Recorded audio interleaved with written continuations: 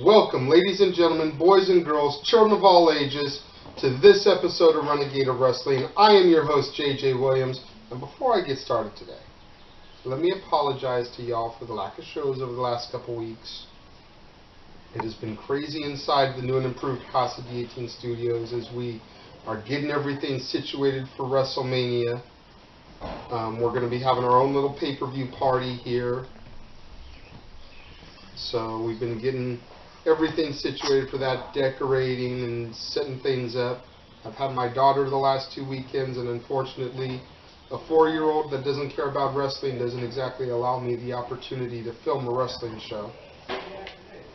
She's even requested that I don't watch wrestling when she's here. Yes. So, we're going to try and hit you hard and fast this week and be back on schedule from here on out. This is going to be a specifically WrestleMania themed edition of Renegade of Wrestling. I would like to do more of these. I would like it, if possible, for every Monday to be a WrestleMania themed edition of Renegade of Wrestling leading up until WrestleMania on April 7th. So if you can, try to get me your best WrestleMania questions. If you want to give me top 5s,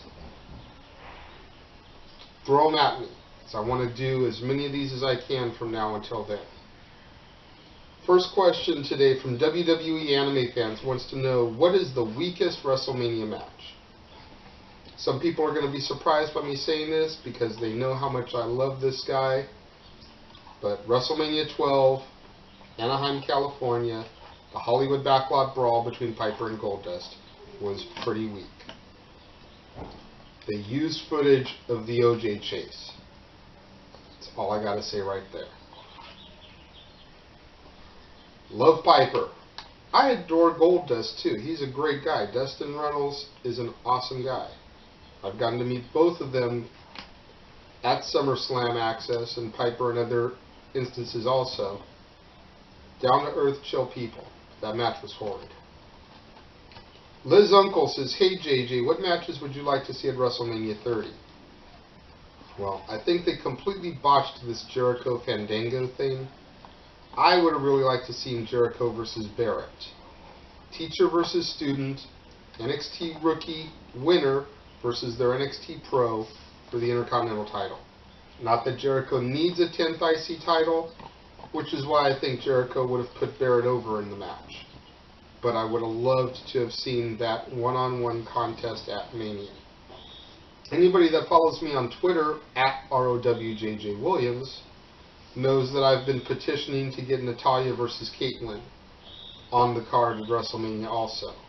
Again, teacher versus student, if you will. Natalya was not Caitlyn's pro, but once Caitlyn made her way onto the roster, Natalya took her and AJ under her wing and kind of mentored them, in storyline-wise at least, probably behind the scenes as well. And I think the Divas title, Caitlyn defending against Natalya, would be a great way to kind of repay her for that. Jason Simone, longtime contributor, wants to know, hey JJ, do you think at Mania with Rock Cena 2 that it would be a perfect time and way for Cena to turn heel by having him side with Paul Heyman in the same way Stone Cold did with Vince when he fought The Rock? Maybe have Cena reach a point where he sees he can't keep Rocky down, so he does the unthinkable and sides with Heyman in order to get the win. I want to see Cena heel just as bad as everybody else does. Everybody I know wants Cena heel. I even saw a meme going around on Facebook yesterday that says that if Rock beats me again, I'm definitely turning heel. Do I want to see Cena align with Heyman, though? I don't think Cena fits in with the Brock and Punk and Shield fold that Heyman's kind of got going there with his new Dangerous Alliance, even though they're not calling it that. Cena does not fit that mold. And everything I've read says that Cena's going to turn heel when he ends the streak at The Undertaker. But first Undertaker's got to get past Punk, and I'm having my doubts if that's going to happen. I know that's unpopular in the house. Pinky wants to kill me every time I say that. But I'm seriously having my doubts that Taker's going to get past Punk. So, Cena heel turn? Yes. Cena align with Paul Heyman or somebody along those lines? The only person I could see him aligning with that would really give him that heel heat and keep him away from Heyman, if he's still even involved with the company, which everything I've seen says he's not, would be John Laurinaitis. Mr. Randy Smooth, do you feel The Rock should have a title match before Mania? As if he doesn't, then what's the point of a 30-day rule on title fights? Well, Randy, they have not enforced that rule for a very long time. We have had instances where wrestlers have been injured or suspended, and they have not enforced that rule. So I don't think Rock should defend the title. I think that's mainly being fueled by Rock hate. I could be wrong. I think The Rock is doing everything that he was given the title to do, and that is bring outside mainstream media awareness back to the WWE where it was during the Attitude Era. Rocky's got a movie coming out every month. First it was Snitch, now it's G.I. Joe, then he's got that Pain and Gain movie, and he's got Fast 6, he's got his TV show that's coming out in June or July also. You know, he was at the Nickelodeon Kids' Choice Awards receiving a Globe. The Rock is doing everything he was put in that position to do. He's been on talk shows, promoting his movies, as well as WrestleMania coming up. Let Rock do what he was given the ball to do, and that is bring that mass media awareness back to the WWE. Something that Salute Your Shorts John Cena could not do. Kirby Shottis wants to know, hey JJ, the WrestleMania slogan is the showcase of the Immortals. Who are my top 5 wrestlers that became immortal at WrestleMania? From 5 to 1, number 5, Stone Cold Steve Austin.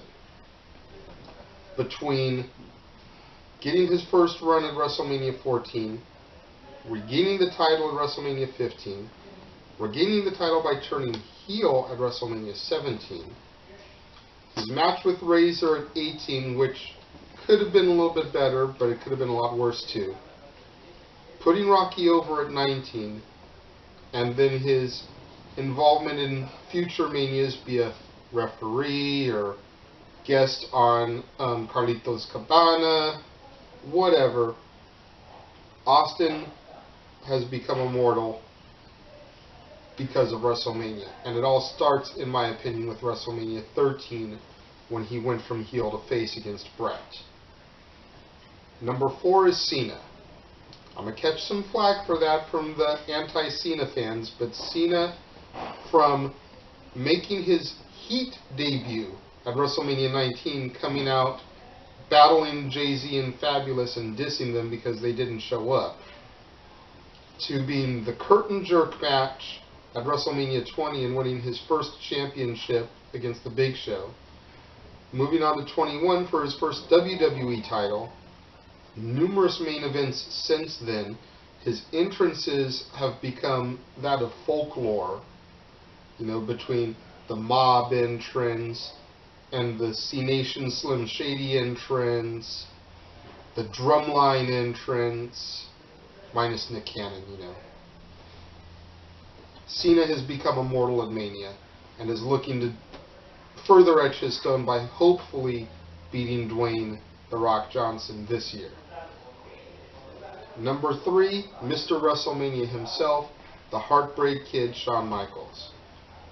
Nobody has a better story when it comes to WrestleMania than Shawn Michaels. You go back and you watch his debut match as a member of the Rockers, where he loses at WrestleMania, to going to singles competition. I believe his first singles match was WrestleMania 9.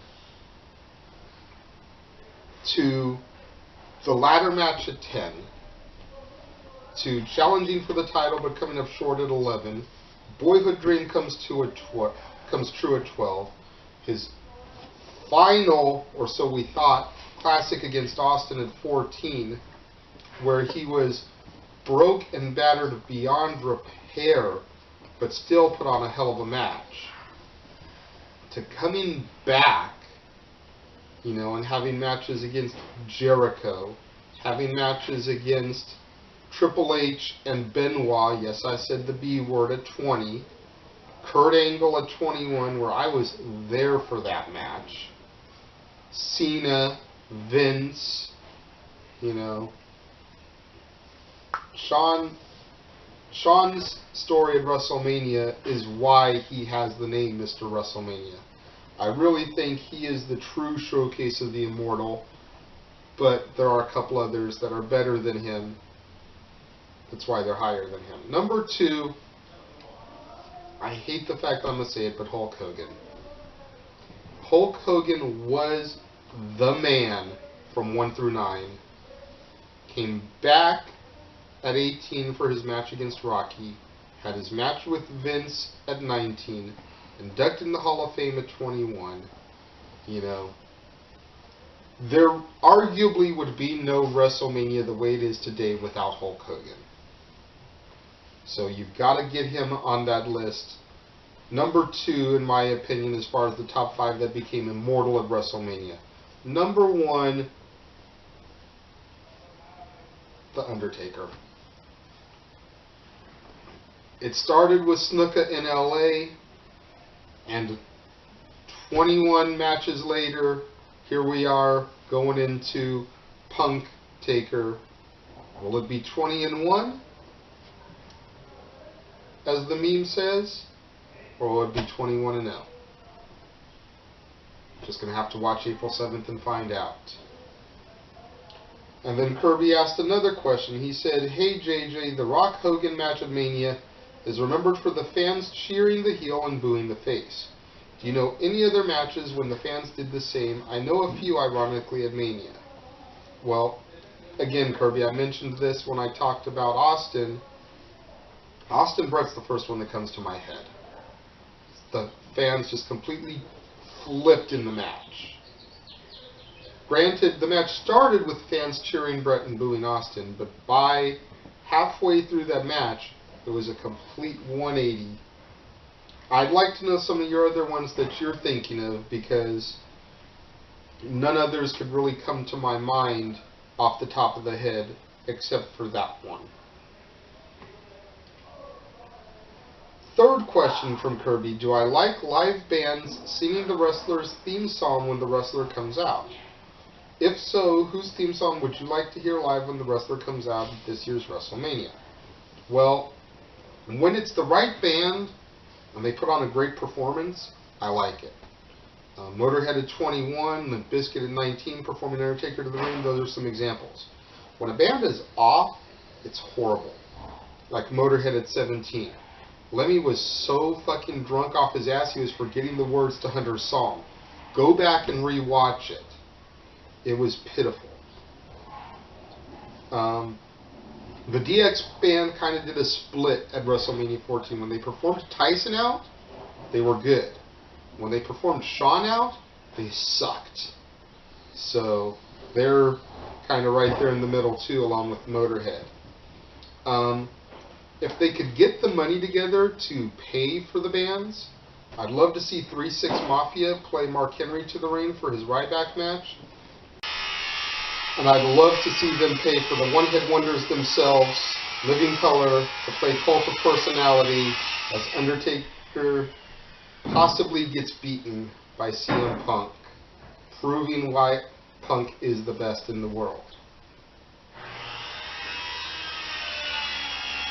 I got a Twitter question here from @MikeX270, who says, "I really want to see Dolph Ziggler cash in at Mania, but with the reports of Alberto Del Rio and Swagger having a feud past Mania, am I, along with plenty of other fans, I'd assume, going to be disappointed this year?" Probably so, but I hope not. I really would like to see Dolph be the one who cashes in the briefcase at WrestleMania, becoming the first ever and winning. We could always have a three-man feud like we had with Hunter, Michaels, and Benoit back in 2004. Ricky Lawson wants to know, hey JJ, I'm reading that a Kofi Kingston and Randy Orton heel turn are in the works after Mania. In your opinion, who should get the bigger push? Without a doubt, Kofi Kingston should get the bigger heel push. Randy Orton's been heel. We've seen that numerous times. Evolution, face turn, Undertaker, Legacy. We've seen Orton as a heel. Granted, Orton works tremendous as a heel. He is so much better as a heel. But Kofi needs to do something. Kofi needs that push. They need to put a push into Kofi as heel like they're doing with Swagger right now. Swagger is getting a phenomenal push with Zeb Coulter, and I am so loving what they're doing with Swagger right now. Last question for this edition comes from a former Casa D18 studio mate. Regardless of your individual feelings towards John Cena or The Rock, yes, I used his WWE name and didn't call him Dwayne, do you feel the build toward their match this year is substantially less meaningful than it was a year ago? I've seen far more storyline time being devoted to the World Heavyweight Championship match, the Streak match, hell, even the Shield's six-man tag, than I have for a match between the company's two biggest moneymakers of the last 15 years for the supposed richest prize in the industry. That question submitted by Mr. Jeff Meacham himself. I totally agree, Jeff. I mean, the build-up to Rock and Dwayne, or to Rock and Cena, excuse me, is so much less than it was last year.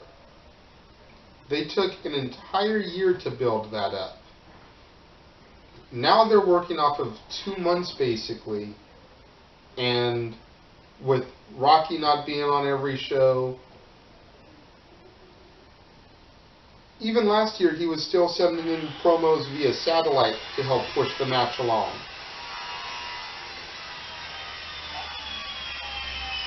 It doesn't mean as much. I think they realize that there's going to be a rubber match, a third match there. Maybe not necessarily a rubber match, but a third match in the series, just like there was with Rock and Austin. And they're saving all their money on promos and push for next year WrestleMania 30. Just a guess. That's it for this edition of Renegade Wrestling. I apologize for the background noise in the second half of this episode. The people here at the apartments decided they wanted to break out buzzsaws and shit. So, thank you for watching this special WrestleMania edition of Renegade Wrestling. Like I said, please send me more questions that are WrestleMania related here to the YouTube. You can go to my fan pages, both The Renegade of Wrestling, JJ Williams, the personal fan page for me, or you can go to Renegade of Wrestling, the fan page for the show. The very first post up there is for question submissions. You can tweet me at ROWJJWilliams. Give me your WrestleMania themed questions along with whatever other questions you want to have answered. I want to get some more WrestleMania themed shows in before the big day on April 7th. Thank you for watching. I will see you again on Friday right here from the Casa D18 studios.